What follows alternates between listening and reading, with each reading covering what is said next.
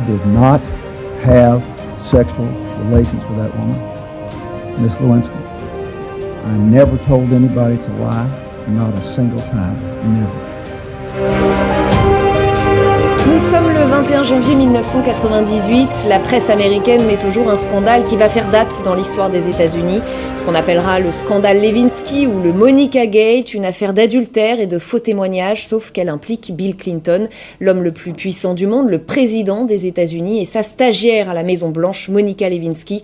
On revient sur ce jour et ses conséquences avec notre invité Jean-Éric Brana. Bonjour. Vous êtes spécialiste des États-Unis, maître de conférence à l'université Paris 2 Assas et auteur de Hillary, une femme présidente des États-Unis, point d'interrogation chez Erol. On va d'abord revenir sur le contexte de ces révélations. En fait, Bill Clinton est accusé de harcèlement sexuel par une autre femme, c'est Paula Jones. Oui, il y en aurait eu beaucoup dans la vie de Bill Clinton, dit-on. Mais le 8 mai 1991, effectivement, il y aurait eu, alors là on est dans les dires de Paula Jones. Paula Jones est une employée du gouvernement d'Arkansas. Bill Clinton est le gouverneur, c'est-à-dire le président, l'équivalent de chez nous. Et Paula Jones explique que le gouverneur l'a entraînée dans une chambre d'hôtel pour lui faire des propositions indécentes qu'elle a refusées. Et à ce moment-là, à sa grande surprise, Bill Clinton aurait défait son pantalon et aurait révélé son anatomie. Donc agression sexuelle, nous dit la loi, et elle va mettre 3 ans de réflexion avant de décider de faire un procès. 2 jours avant la prescription, elle dépose une plainte. La surprise et même rire de la Maison-Blanche qui dit mais le président des États-Unis, puisque Bill Clinton est devenu depuis président des États-Unis, n'a autre chose à faire que d'aller dans un procès civil. Et la Cour suprême des États-Unis va entrer dans la danse et obliger Bill Clinton à faire face à ce procès. En 2 mots, Bill Clinton gagne le procès puisqu'il n'y a pas d'autres témoins. Et en sortant, l'avocate de Paula Jones, Susan Carpenter Macmillan, dit Bill Clinton a un vrai problème de braguette, vous allez voir très vite ce qui va se passer. 4 jours après, c'est le Monica Gate qui s'étale à la une de tous les journaux. Et ce qui va aggraver son cas, c'est qu'il va mentir devant le monde entier. Le 26 janvier, Bill Clinton prononce devant la presse des propos restés célèbres. Oui, et on est le 17 août 98 et Bill Clinton est venu s'expliquer face à face avec les Américains, les yeux dans les yeux, ça nous rappelle autre chose, pour l'affaire Monica Lewinsky, le Monica Gate, qui était traité déjà comme ça dans les journaux. Alors à cette époque-là, il y a des rumeurs comme quoi le président des États-Unis aurait eu une aventure amoureuse avec une jeune stagiaire de 21 ans, liaison qui aurait duré 18 mois. C'est long et c'est pas très normal d'avoir ce genre de choses. Monica Lewinsky, puisqu'il s'agit d'elle, est convoquée dans le procès Paula Jones dont nous venons de parler, et elle nie les faits. Et erreur fatale, effectivement, le 21 janvier 1998, c'est le jour où Bill Clinton va nier sous serment devant le grand jury que cette affaire est effectivement arrivée. Très grave erreur, d'autant plus que Monica Lewinsky et Bill Clinton vont être trahis par Linda Tripp, une collègue de Monica Lewinsky, qui a enregistré les confidences de Monica de manière audio, je crois. Elle n'est pas sa collègue au départ. Linda Tripp, c'est une dame qui travaillait dans l'administration de George Bush, du temps où il était président. Quand il y a un changement de présidence, elle garde sa place au Pentagone. Quand l'affaire Monica Lewinsky devient un petit peu trop gênante, on décide de la transférer de la Maison-Blanche au Pentagone pour ne pas la laisser dans le même couloir que Bill Clinton. Ça faisait beaucoup rire à l'époque, mais c'était absolument nécessaire. Et elle se retrouve dans le même service que Linda Tripp, avec qui elle devient très amie. Et un jour, elle lui révèle cette histoire extraordinaire. Elle a eu des aventures physiques avec le président des États-Unis. Linda Tripp, à ce moment-là, saute sur l'aubaine et va décider de lui téléphoner très souvent et d'enregistrer les conversations et de la faire parler pour avoir beaucoup de détails. Et elle remettra ces enregistrements au procureur spécial Kenneth Starr, qui est en charge de l'affaire. Alors aujourd'hui, l'affaire fait un peu sourire ici en France, mais à l'époque, elle est quand même prise très au sérieux. On parle de faux témoignages, de parjure publique. La justice, d'ailleurs, ne va rien lâcher. En juillet 98, Monica Lewinsky se voit offrir l'immunité de la part du procureur en échange donc de son témoignage. C'est ça, le 28 juillet 1998, le procureur qui a décidé de ne plus lâcher la petite jeune fille va la convoquer dans son bureau et va lui proposer l'immunité, c'est-à-dire aucune poursuite pour elle, à condition qu'elle dise la vérité, ce qu'elle va s'empresser de faire en voyant une porte de sortie. La pauvre ne supportait plus d'être jeté en pâture comme ça dans les journaux, d'avoir son nom sali tous les jours à la télé. Il faut savoir que les hommes politiques les plus puissants du pays la traitaient de menteuse tous les jours en prime time.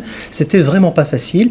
Et elle va remettre également au procureur une petite robe bleue marine qu'elle a conservée et sur laquelle il y a du sperme du président des États-Unis.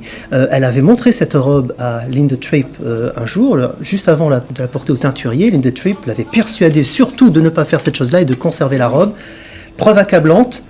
Le président ne peut plus reculer, puisque bien sûr, on va vérifier qu'il s'agit bien de son sperme. Et puis de toute façon, il y a les aveux de Monica Lewinsky. Il est obligé de changer sa communication et de venir avouer aux Américains qu'effectivement, il y a eu aventure avec Monica Lewinsky. Absolument, c'est le 17 août que Bill Clinton est obligé d'admettre qu'il a eu des relations sexuelles avec Monica Lewinsky. Il parlera, lui, de relations non appropriées.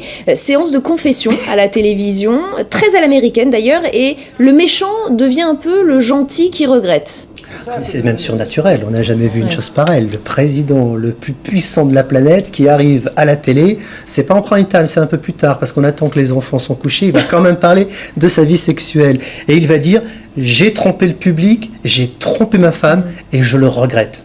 Alors là, c'est jamais arrivé, c'est une première dans l'histoire de la présidentielle américaine.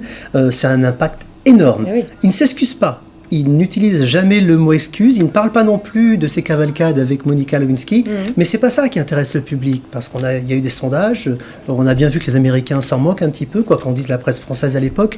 Ce qui les gêne, c'est qu'il y a eu mensonge. Mensonge devant le grand jury, mensonge devant la presse et mensonge devant les caméras envers tous les Américains. Et outre le scandale international, les conséquences politiques sont énormes. Bill Clinton fait l'objet d'une procédure de destitution. Il sera finalement acquitté. C'est ça. Juste après Noël, on apprend que l'impeachment, qui est une procédure destitution réservée aux officiels aux États-Unis d'après la Constitution, va à son terme. La Chambre des représentants vote, c'est la mise en accusation en fait, du président. On pensait que ça n'irait pas jusque-là, mais poussé par le président de la Chambre, Newt Gingrich, la Chambre des représentants va le voter. Alors là, c'est un coup de tonnerre. Et la presse qui avait pris ça comme une grosse blague, il faut quand même le dire, tout d'un coup se rend compte qu'on est face à un scandale international. C'est quand même le président des États-Unis. Il va falloir arrêter ça très vite et effectivement, quelques semaines après, le Sénat américain, qui est en charge du procès, va mettre fin en innocentant Bill Clinton. Et pourtant, Bill Clinton va réussir à regagner la confiance et même la sympathie d'une Amérique pourtant très puritaine. En termes de communication, c'est assez intéressant ce qui va se passer. Les médias ont tellement critiqué Clinton que finalement, c'est l'effet inverse qui va se produire dans l'opinion. C'est ça, on arrive à l'écœurement. Le public n'en peut plus. Et puis, en même temps, il y a aussi la propre image que l'Amérique a d'elle-même. Cette affaire rejaillit sur l'extérieur et les Américains s'en rendent compte. Ils sont ridicules aux yeux du monde, ce n'est pas que leur président. Et la réaction va être très étonnante. Le public va se souder derrière Bill Clinton et le soutenir dans son épreuve, pourrait-on dire. D'un mot, Monica Lewinsky avait 25 ans à l'époque. C'est une affaire qui a évidemment lourdement pesé sur sa vie. Qu'est-elle devenue ? On l'a dit détruite au départ. Bon, elle a quand même écrit un livre au passage, l'histoire de Monica, qui lui a rapporté $500 000. Mais ensuite, elle a essayé de lancer une gamme de sacs, de diverses choses. Elle a fait mannequin.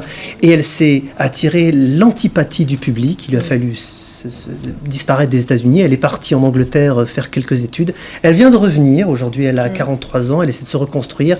Et surtout, s'est impliquée dans une association pour lutter contre ceux qui sont harcelés sur Internet ou par les médias de façon plus générale. Jean-Éric Brana, si je vous demande de terminer cette phrase, le 21 janvier 1998, c'est le jour où ? Que me répondez-vous ? C'est le jour où Bill, Hillary Clinton et Monica Lewinsky ont été jetés en pâture à la vindicte populaire et ont subi une humiliation planétaire. Tout ça à cause d'un mensonge. C'est l'avènement d'Internet, l'explosion de la ligne qu'il y a entre la vie privée et la vie publique. En France, on avait beaucoup moqué les Américains, hein, souvenez-vous, à cette époque-là, capables de s'intéresser à la vie privée de façon si sordide, ou de cet homme politique qui a pu mentir à la nation les yeux dans les yeux. On ignorait alors que nos élus nationaux seraient à leur tour impliqués dans des affaires pas très reluisantes, ou qui pourraient soutenir eux aussi le regard de la nation et mentir tout aussi effrontément. Merci beaucoup Jean-Éric Brana d'avoir été mon invité dans Le Jour où l'information continue sur LCI.